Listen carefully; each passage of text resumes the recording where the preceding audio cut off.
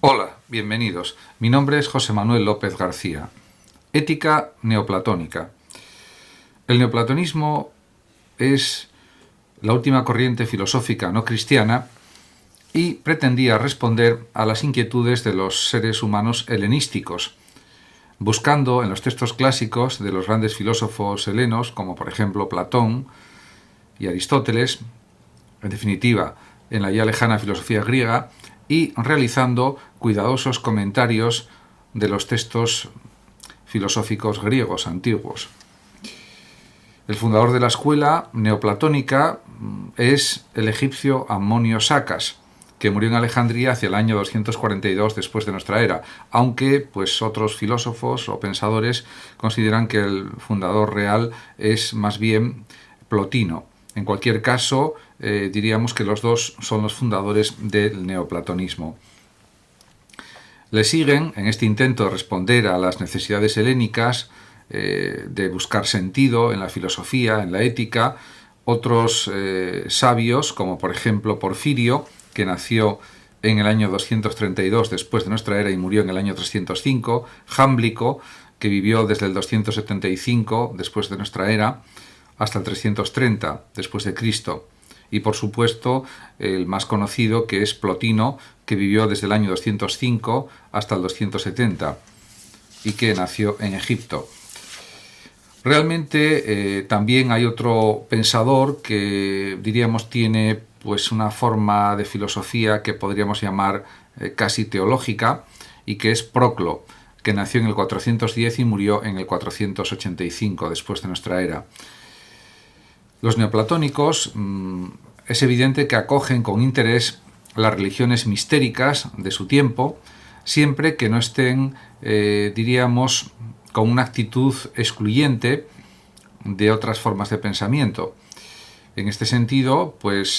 aceptan estas creencias mistéricas, que eran bastante frecuentes y abundantes en la época, diríamos, de los siglos tercero, cuarto, después de Cristo, etc. Pero hay una cuestión importante que considerar, y es que los neoplatónicos se enfrentarán al cristianismo, porque lo entienden como una especie de misterio o de creencias mistéricas que consideran que Dios creó el mundo porque quiso y redimirá a los hombres, y esto para los neoplatónicos es una especie de voluntarismo y por tanto un contingentismo ajeno al espíritu griego. En este sentido, se oponen a estos planteamientos cristianos los neoplatónicos. El uno neoplatónico puede identificarse con el nous, que es el mundo inteligible, donde están las ideas, que ya había también desarrollado el propio Platón, y luego también, además del uno, está el alma, para Plotino y para los neoplatónicos. El neoplatonismo tuvo su mayor desarrollo precisamente con Plotino, como ya comenté anteriormente, que nació en el año 205 y murió en el 270, que nació en Licópolis, Egipto, y que fue además discípulo en Alejandría de Ammonio Sacas, quien quizás probablemente no fue más que un maestro de vida espiritual que enseñaba el arte de purificar el alma y unirse a la divinidad. En este sentido se le puede considerar también a Ammonio Sacas filósofo, pero sobre todo maestro de vida espiritual o de vida religiosa. Por otra parte, y esto es también muy importante, Plotino presenta sus enseñanzas, sus conocimientos, como el resultado de los comentarios que realiza a las obras de Platón. Y diríamos que este planteamiento de comentarista de obras de grandes filósofos como es Platón será una constante que se desarrollará durante numerosos siglos hasta nuestros días. La tradición de comentar textos, que fue continuada, por ejemplo, por Averroes, por Avicena, filósofos musulmanes, y también, por supuesto, por los grandes teólogos como Duns Scoto, Tomás de Aquino, Guillermo de Ockham, etcétera, etcétera. Para el neoplatonismo, el uno es absolutamente trascendente, no está en este mundo, no es inmanente al mundo, sino que supera al mundo, está en otra dimensión, podemos decir que más elevada, o elevada claramente respecto a la terrena. La primera emanación del uno, según el neoplatonismo, es la inteligencia o nous, que ya podemos decir que no es una unidad perfecta, sino una díada, una dualidad. Supone, por supuesto, la diferenciación entre sujeto y objeto, o la distinción entre sujeto y objeto.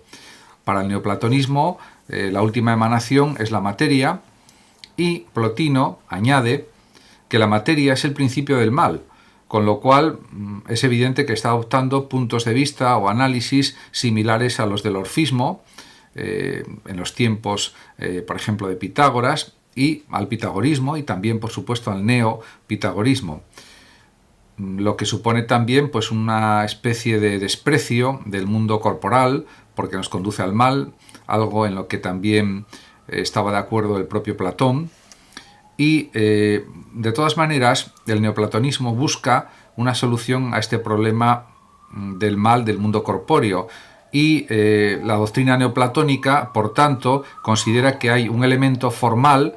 que poseen todas las cosas y el alma del mundo, y que, por tanto, en consecuencia, el mundo es algo bueno y bello en su conjunto, teniendo en consideración el alma del mundo y ese elemento formal de bondad, podríamos decir, que está dentro del mundo, aunque exista también, por supuesto, el mal, de lo que son conscientes los propios pensadores neoplatónicos, como es lógico.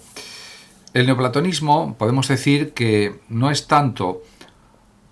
una vuelta y repetición de la filosofía platónica como un desarrollo original de algunas de sus ideas a la altura de los tiempos. Esto lo dice el profesor Manuel Sánchez Cuesta, profesor de ética en la Universidad Complutense de Madrid y catedrático de instituto, en su libro La ética de los griegos.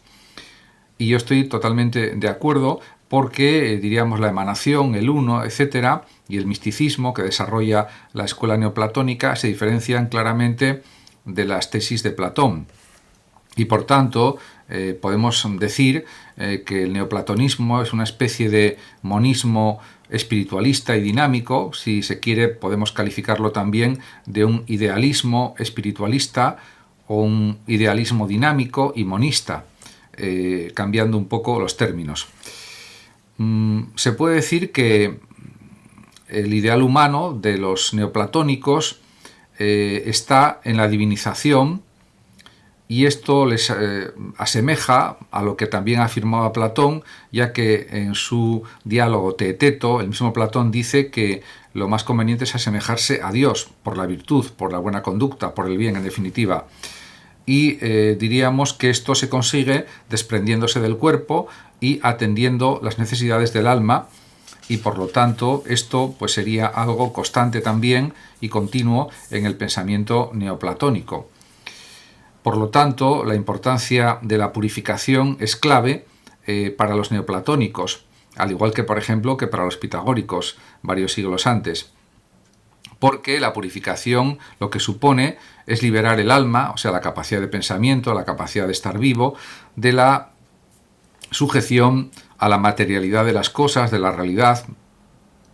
de tal manera que nos vayamos acercando a la perfección, a lo divino, en definitiva a la inteligencia suprema, o al uno, podríamos decir. En este sentido, los neoplatónicos tienen muy en cuenta la libertad interior de cada persona, también valoran mucho las virtudes cívicas, ciudadanas, gracias a las cuales la persona, con estas virtudes, estos valores éticos, sería quizás la expresión más exacta del término, pueden controlar con los valores éticos sus apetitos y pasiones, de tal manera que sigan una vida racional de unión con Dios, por decirlo de alguna forma. Porque también para los neoplatónicos, diríamos, la quinta esencia de la pureza es lo divino, y en consecuencia la actividad de los seres humanos pues debe imitar la sabiduría divina, y en este sentido pues se anticipan a otros filósofos posteriores. En este sentido, por ejemplo, podemos decir que a Spinoza, en ciertos sentidos. Y por eso dice el mismo Plotino lo siguiente: el nosotros tiene pues dos sentidos, el que incluye la bestia y el que trasciende ya la bestia. En este sentido, se entiende claramente que Plotino está hablando del acercamiento a la divinidad, a lo más grande que existe en nosotros, a lo más bello de nosotros, a lo más profundo, a lo más puro, y esto sería la divinización humana, frente a los puros apetitos corporales, que sería, diríamos, lo consustancial a la actitud puramente animal, puramente corporal. Pero Plotino dice más. Si no te ves aún bello, señala Plotino, o escribe Plotino, entonces, como el escultor de una estatua que debe salir bella, quita aquí, raspa allá, pule esto y limpia lo otro, hasta que saca un rostro bello coronando la estatua. Así tú también quita todo lo superfluo, alinea todo lo torcido, limpia y abrillanta todo lo oscuro, y no ceses de labrar tu propia estatua hasta que se encienda en ti el divino esplendor de la virtud. En realidad, estas palabras de Plotino son bastante claras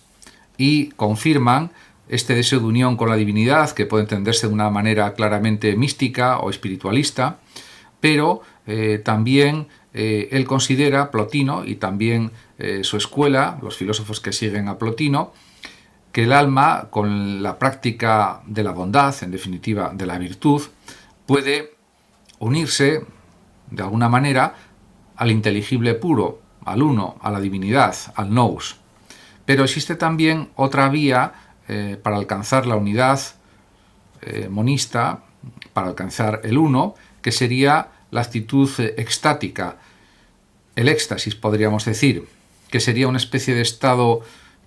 pues inefable o prácticamente casi ininteligible, en que el alma súbitamente, de forma repentina, es arrobada y sumergida en la divinidad. Y entonces, ante esta situación,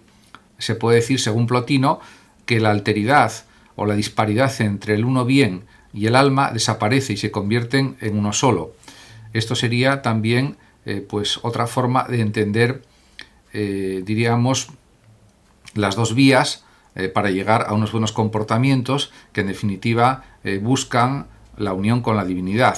Se podría decir que la ética de Plotino, la ética neoplatónica, busca la perfección, busca lo divino, en el sentido de que es lo más perfecto para el ser humano, lo más completo, lo más excelso, y sería realmente el florecimiento auténtico de los seres humanos. La búsqueda de un acercamiento cada vez mayor, diríamos que a la divinidad, porque la divinidad es la representación de lo más grandioso, de lo más grande que tiene el ser humano, y en este sentido se comprende perfectamente este planteamiento de Plotino. No cabe duda de que el neoplatonismo siempre ha sido considerado como un idealismo, un espiritualismo, pero también